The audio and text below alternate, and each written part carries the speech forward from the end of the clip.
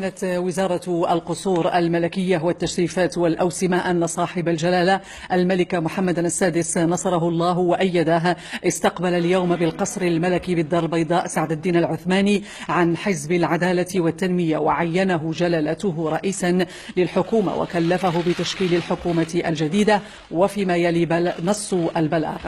تعلن وزارة القصور الملكية والتشريفات والأوسمة أن صاحب الجلالة الملك محمد السادس نصره الله استقبل يومه الجمعة 18 جمادى الثانية 1438 هجرية موافق ل 17 مارس 2017 ميلادية بالقصر الملكي بالدار البيضاء السيد سعد الدين العثماني عن حزب العدالة والتنمية، وعينه جلالته بمقتضى الدستور رئيسا للحكومة وكلفه بتشكيل الحكومة الجديدة. السيد سعد الدين العثماني الذي عينه صاحب الجلالة الملك محمد السادس عن حزب العدالة والتنمية رئيسا للحكومة وكلفه بتشكيل الحكومة الجديدة تقلد عدة مسؤوليات ومهام حكومية وحزبية، كما كتب وألف العديد من الكتب ونشر مقالات في مجلات وجرائد مغربية وعربية وفرنسية. نبدأ عن السيد سعد الدين العثماني في تقرير وصال إمري.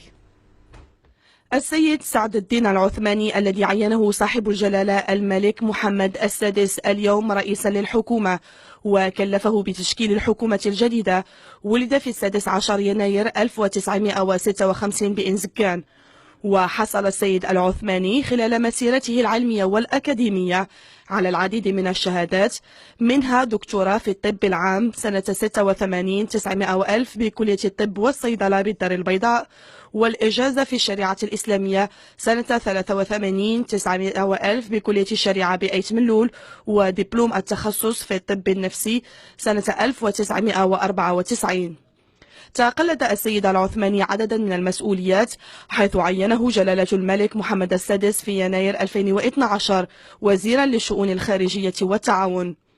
كما تولى السيد العثماني منصب نائب رئيس مجلس النواب للولاية التشريعية 2010-2011 ورئيس المجلس الوطني لحزب العدالة والتنمية منذ سنة 2008، وعضو المؤتمر العام للأحزاب العربية، وعضو اللجنة النيابية لتقصي الحقائق في أحداث العيون وكديميزيك، والأمين العام لحزب العدالة والتنمية منذ أبريل 2004 إلى يوليوز 2008.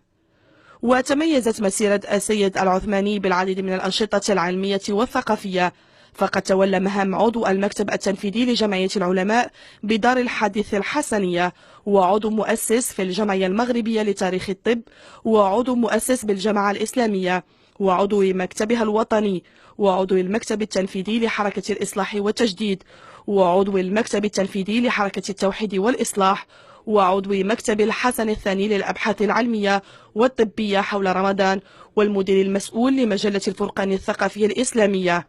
كما نشر السيد سعد الدين العثماني العديد من المؤلفات وكتب العديد من المقالات في مجلات مغربية وعربية وفرنسية.